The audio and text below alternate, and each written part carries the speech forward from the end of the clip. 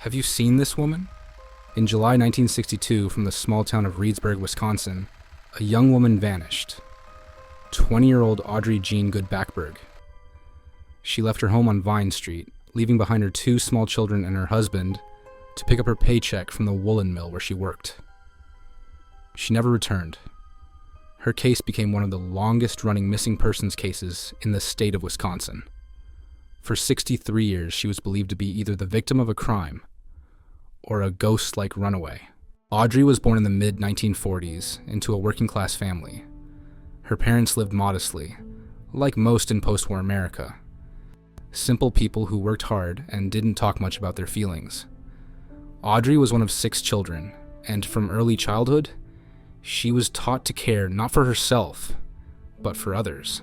In childhood, she wasn't the one who laughed loudly or argued, but she was the one people remembered.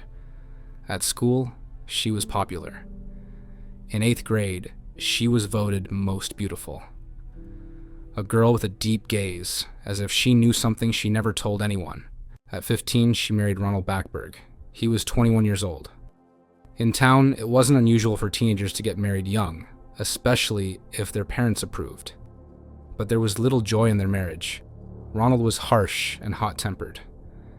Back then, the police didn't interfere in family matters. If a husband yelled, pushed, or hit, it wasn't considered a crime. It was considered a family matter. By the age of 20, Audrey already had 2 children and an unbearable home life.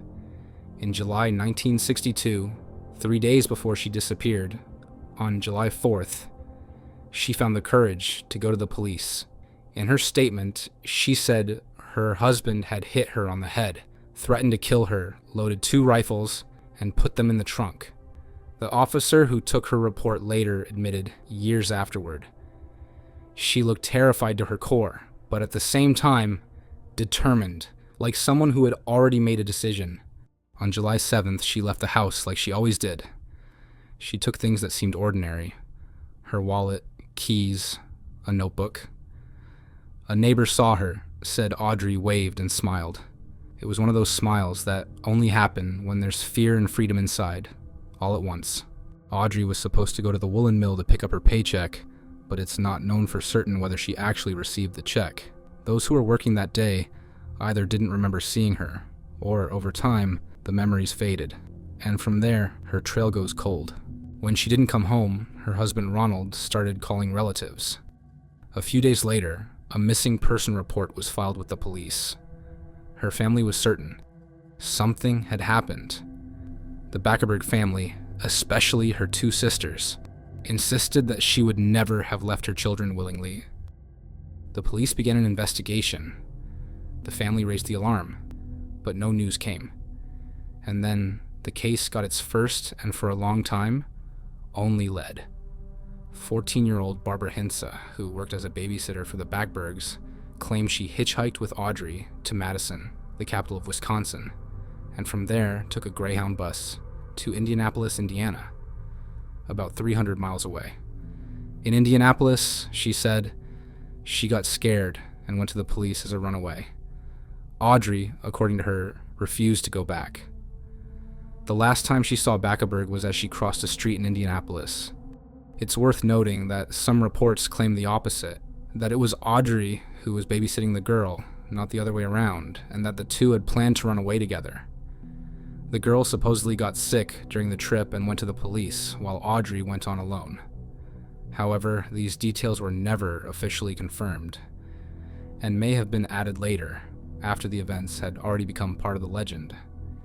It's unknown whether the claim that she turned herself into the police as a runaway in Indianapolis was ever confirmed by law enforcement in Indiana, or if it was just her word. Her parents would surely have remembered if their daughter had been brought back from another state. The details were blurry, and almost no trace was left behind. No one knew if Audrey ever made it to Indianapolis, if the police saw her there, if anyone could confirm she even got on the bus. Barbara remained the only source of information. After that, silence. A true silence that stretched on for decades. The police trying to gather anything they could, the family holding on to every hint, sisters calling hospitals, brothers asking around, official reports described Audrey as a woman 5 feet 5 inches tall, about 165 centimeters, weighing 125 pounds, approximately 57 kilograms, with brown eyes and brown hair. Her left index finger was missing.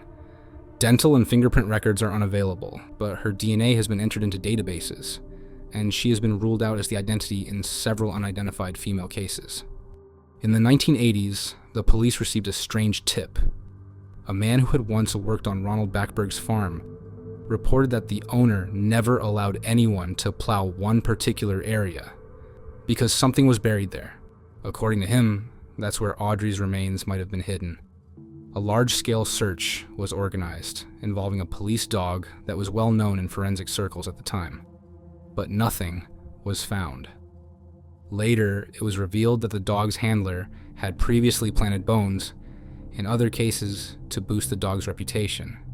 Because of this, the reliability of the search in the Bakkeberg case was seriously called into question. At the time, Sheriff Stammen noted that there had been no recorded activity under Audrey's social security number. This only strengthened suspicions of a tragic fate. By then, the Bakkeberg family already believed she had been killed, though they still hoped to find her body. The press also reported that investigators who had worked the case 40 years earlier were not convinced she had simply disappeared. Over the decades, many theories were considered: escape, conspiracy, murder, even suicide. It was believed that Ronald Bakkeberg might have been involved in her disappearance. He was the last adult to see her, besides Barbara. No independent witnesses were ever found to confirm Audrey's presence in either Madison or Indianapolis. That's why the theory that Barbara, knowingly or not, was covering up a conspiracy seemed logical. If it turned out there had been no trip at all, and the babysitter's statement was fabricated, it could suggest that her husband killed her back in Reedsburg. However, this theory is partially challenged by the mention that Audrey showed up at the mill to collect her paycheck. Someone would have had to give her the check, which means someone must have seen her alive after she left home. Even if the name of that employee wasn't preserved, the very fact of receiving the check is an important logical argument against the theory that she was killed in the first hours of her disappearance. And although Ronald passed a polygraph and always maintained his innocence, many, including her sisters, did not believe him. In 2017, the focus returned to Barbara Hintze. She was now nearly 70 years old. She repeated the same story, but this time, she added a new detail. Supposedly, before boarding the bus, Audrey dropped some pills into a bottle of soda, and later, in Indianapolis, met up with some construction workers. The details are strange. Maybe it's a made-up addition with time. Maybe it's true, but the fact remains. Barbara hasn't changed her story in nearly 60 years. She's either telling the truth or lying with remarkable consistency. But it turned out the body wasn't in the ground, and the living person had simply stayed silent. In 2025, after more than 6 decades, Detective Isaac Henson, who was reviewing cold cases, came across this one. He read everything, and he went further. His persistence changed the course of history. What follows is the detective's own words, an exclusive interview about the moment he heard, "Yes, I am Audrey." The sister actually had an Ancestry.com account, and I was able to use that. That was pretty key in locating death records, census reports, all kinds of data. And ultimately, we came up with an address. I called the local sheriff's department. I said, "Hey, there's this lady living at this address. You guys have somebody who can just go pop in?" 10 minutes later, she called me and we talked for 45 minutes. I told Audrey that I would keep it private. She had her reasons for leaving, and we discussed a lot of things. I think she just was removed and, moved on from things and kind of did her own thing and led her life. She sounded happy, confident in her decision, no regrets. But the story didn't end there, because a question remains. Did Audrey really run away on her own? We know. There are stories that are hard to believe, like the one that happened to Colleen Stan. She was kidnapped, kept in a wooden box under a bed, starved, and had her will broken.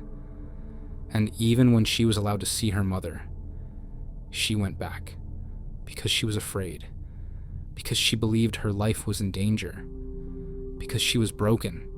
Sometimes a person might not look like a hostage, but still be one, in their own mind, under someone else's power, under control. Maybe Audrey, too, was in a situation we can't fully understand. Maybe she didn't run toward freedom, but into a new kind of captivity. Or maybe into the only kind of freedom she could allow herself. Maybe there, in a new town, next to someone, a man, or someone else, she finally stopped feeling like a victim and started feeling like a person. And she let go of everything that tied her to the past, even her children. On one of the memorial websites dedicated to Ronald Bakkeberg, Audrey's husband, his son James is also mentioned. He was born in 1958 and died in 1990, never knowing what happened to his mother. The only one of the children who lived to see 2025 learned the truth only now, 63 years after the disappearance. For him, the news brought no relief. It brought more surprise, sorrow, and inner struggle. How do you accept that your mother was alive all these years, yet never reached out? How do you forgive a silence that lasted a lifetime?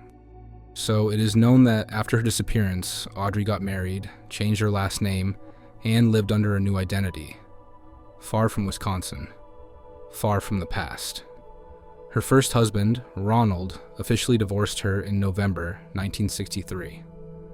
Later, in 1982, he remarried to another woman named Sandra and spent the rest of his life with her. He died in 2006, never knowing where Audrey was. In his official obituary, there was not a single mention of his first wife. Instead, the list of surviving family members included his second wife, children, grandchildren, and brothers. He had only 2 children with Audrey.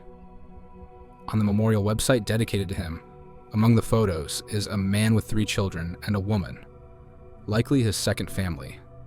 About his first wife, not a word. Audrey was gradually erased from Ronald's life and from the family's official story. Maybe he was innocent, or maybe he knew more than he ever said. The story of Audrey Bakkeberg isn't just a story of disappearance. It's a story of escape that lasted an entire lifetime. And the questions that remain have no clear answers. Did she run away? Or was she forced to? Did she find freedom?